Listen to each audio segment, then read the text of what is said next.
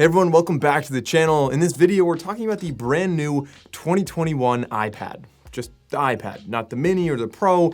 This is the regular old 9th generation iPad, which, as you can see, looks strikingly similar to last year's iPad and the year before. But before you dismiss it, I want to talk about some of the big changes they made internally on this device, as well as why they didn't change anything else on here. Although this is a device that has really been crushing it, and there's really no competition at this price point, that doesn't necessarily mean that a great design stays great forever. So in this video, we're going to talk about some of the changes that have been made to how people use tablets and when this device is or is not a good purchase. Because honestly, in many situations, it is a really solid device. Because like I said, even though it's using older looking hardware, this still has a really, really low price point, and it's giving you a gateway to iPadOS, which means that you get the full library of apps. You have multitasking, you have Apple Pencil support, you have a lot of stuff that you can do with this device, and honestly, I think they should call this the iPad SE, because ultimately, it's doing the same thing that the iPhone SE is doing, which is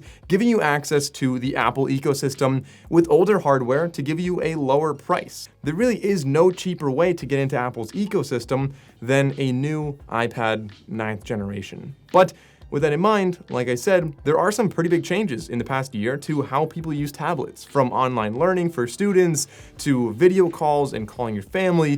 Things like that all are going to be affected by the lack of design change in the 9th generation iPad. So with that being said, let's get into this video. There's a lot to talk about, and I want to start off just looking at a physical design tour here, just in case you didn't have an iPad before, because I know a lot of people would just say it's the same as last year, but maybe you didn't have one last year. So looking at this, we have a 10.2-inch display on the front.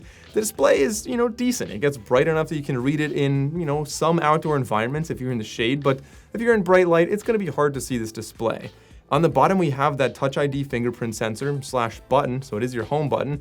I know some people love a home button, and one benefit here is that while you do have the button gestures, so like double pressing lets you switch between windows, you can also do the swipe gestures on the display itself. So if you're used to your phone doing that on this tablet, it transfers very nicely. On the right side, we have volume buttons, which control, of course, the speakers, which are only located on the bottom. Rather than having a top and bottom speaker setup, only on the bottom is a little bit of a drawback. And that's kind of the first drawback I want to talk about with this device. As use has changed for this, more and more people are using this as maybe a way to get on video calls, and having a top and bottom speaker would be a lot nicer so you could better hear the other people you're talking to. So the lack of powerful speakers on the top and bottom, and instead only having the speakers on the bottom, does kind of limit you if you're listening to music or watching videos, but really most importantly, from my experience, from understanding what people are saying in a video call. In the middle is the second drawback I want to mention, and I know Apple is trying to save money. This is selling for $330, but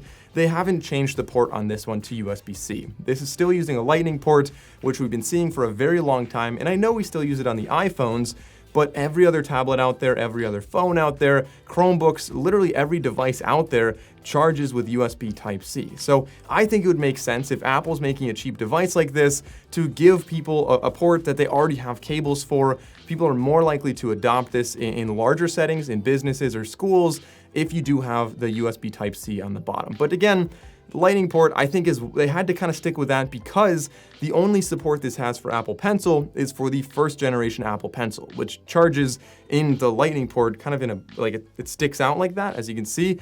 So you kind of have to stick with the Lightning port. I wish that you made two changes here. One of them, I wish that we had USB Type-C, of course.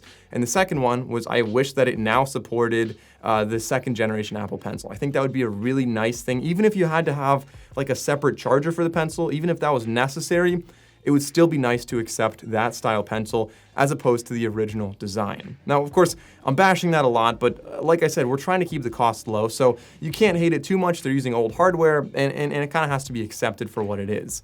On the bottom, you have our three little nodes this can connect to a smart keyboard. Of course, it also connects to other Bluetooth keyboards as well. So I've connected it to some little keyboards that use it as a stand. Others, you just prop it up separately and you have a Bluetooth keyboard. It's very versatile and it works really well. So yes, you're getting slightly older hardware and a slightly older processor, but the A13 Bionic is still very powerful. Still gives you a great battery life, and it's honestly faster than a lot of other tablets, a lot of other Android tablets out there. So dollar for dollar, you're getting a great experience just like the iPhone SE, where it's giving you access to the Apple ecosystem with the compromise of the aesthetics giving you older hardware. But continuing on with the hardware, the only other things I want to point out, on the top we do have a headphone jack, so if you don't like the speakers on the bottom and you don't have Bluetooth earbuds, a headphone jack is a great alternative. And being that this is cheaper, a $330 device, it is not especially likely that people buying this would always have wireless earbuds. But I want to point out that wireless earbuds are getting much better and much cheaper. So for example, as you can see right here, the Jabra Elite 3s are a new pair of earbuds I'll be reviewing in the next couple days, and these cost around $70, and they're giving you a fantastic sound quality, a great experience, and honestly, they're more impressive than a lot of earbuds that were over $200 a couple years ago. So if you want to see that video about the Jabra Elite 3 earbuds, definitely do click that subscribe button and the bell icon so you don't miss it when it comes out. And then of course on that corner you do have your power button. Looking on the back, we have a very old camera sensor, which I would not be using this to take photos of national parks.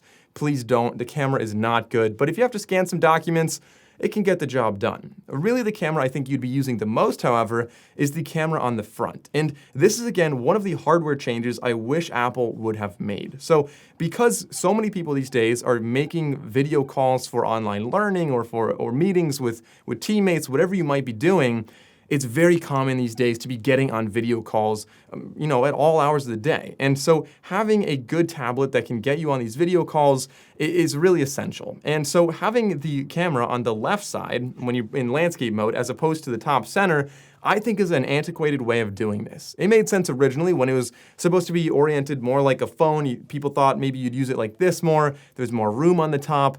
But now, like I said, so many video calls, you don't want to be looking down to the left or kind of in a weird way on a video call.